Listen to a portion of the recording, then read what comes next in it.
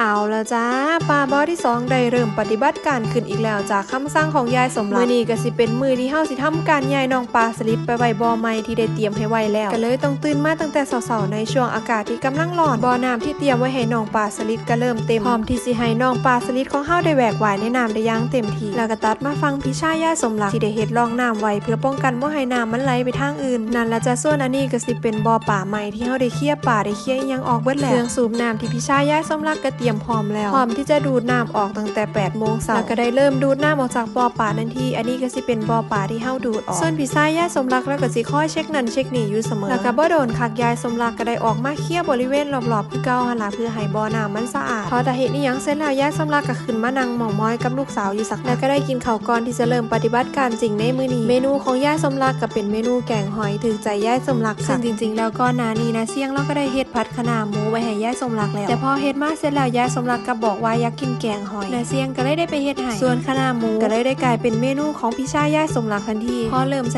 ายๆแน่เด็กน้อยที่อาสาจะมาซอยจับปลามื้อนี้ก็มาฮอดที่ไหลพอดีเบิ่งส่งแล้วเด็กน้อย2คนนี้สิตื่นเต้นอยู่เด้เนาะเพราะว่ามาตั้งแต่9 โมงเลยมาเตรียมน้ำใส่กะละมังใส่ปลาก็พอสิได้ย้อนอยู่เด้ละมาซอยพี่ชายยายสมรักไปนํเนาะพอ2 ชั่วโมงหลังจากที่น้ำลดก็เป็นช่วงเวลาเที่ยงพอดียายสมรักกับเราเด็กน้อยทั้งหลายก็ได้ลงลุยบ่อน้ำปลาทันทีมีผู้ใดตาดีเห็นปลาสีส้มบ่จ้าปลาสีส้มที่ทุกคนเห็นบ่ว่าสิเป็นฝั่งนั้นหรือฝั่งนู้นก็คือปลาในเด้อจ้าส่วนหลายปลาในบ่อนี้ก็สิเป็นปลานิ่นปลาตะเพียนปลาในมีทุกปลาเรียกได้ว่าบ่อนี้เป็นบ่อที่ผสมผสานปลาทุกอย่างไว้ในนี้เบิดแล้วแล้วหนูก็ลืมบอกไปว่ามีปลาคาร์ฟพร้อมเด้อยู่ในนี้แต่ขอเกินก่อนว่าเมื่อ3 ปีที่ผ่านมาก่อนที่ยายสมรักสิมาตั้งหลักอยู่ไห้อยู่นะยายสมรักก็เคยมีความฝันว่าอยากสิมีบ่อน้ำรอบบ้านอยู่เถียงนาแล้วก็เลยเกิดไอเดียว่าอยากสิเฮ็ดบ่อน้ำให้เป็นบ่อน้ำที่หนามองก็เลยได้ไปซื้อปลาคาร์ฟมาเลี้ยงไว้ประมาณ10 โตวจากที่ตัวน้อยๆตอนนี้ก็ตัวเบ้อเริ่มเลยแล้วตอนท้ายๆสิมีปลาคาร์ฟให้เบิ่งอยู่เด้อจ้านั่นล่ะจ้าในระหว่างนี้ก็พากันเก็บปลาไปเรื่อยๆบ่ได้สนความสกปรกหรือว่าบ่ได้สนใจอีหยังเลยสายยายสมรักก็ยังคงเฮ็ดหน้าที่เฮ็ดรองน้ำต่อไปเด็กน้อยก็สนุกสนานในการเก็บปลาบ่พอก็ยังมีท่านซีโอ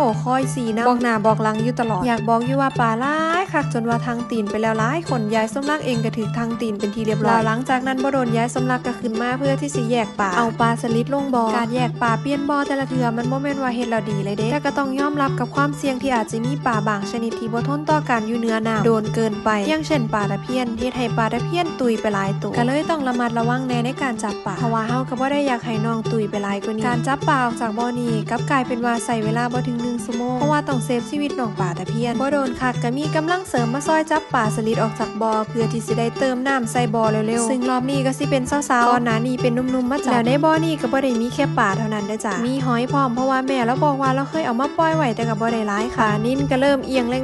งๆๆแล้วเพราะว่าน้ำเริ่มบกลงดีแล้วจ้าฮอดข้าวสนุกเลยคุณน่าสุดรอกับไปหาเก็บปลานิ่นโตที่ใหญ่ที่สุดเพราะว่าเฮาสิเอาไปเฮ็ดปลาเผาในแรงนี่เราก็เลยเลือกสนุกเลยทีนี้ตัวไหนใหญ่ๆค่ะก็เอาขึ้นไปคั่วส่วนตัวน้อยๆเฮาก็ปล่อยผ่านให้เขาทำหน้าที่เติบโตต่อไปที่ว่านั่นละจ้าการเปลี่ยนบ่อน้ำมันมีความเสี่ยงเพราะว่าน้องปลาบางตัวเขาบ่สามารถทนได้เขาก็ตุยแบบนี้เลยและหลังจากนั้นพี่ชายยายสมรักเราก็ปล่อยน้ำลงมาพอดีและเรื่องเล่าต่อไปสิมีอีหยังอย่าลืมรอติดตามชมกันเด้อจ้า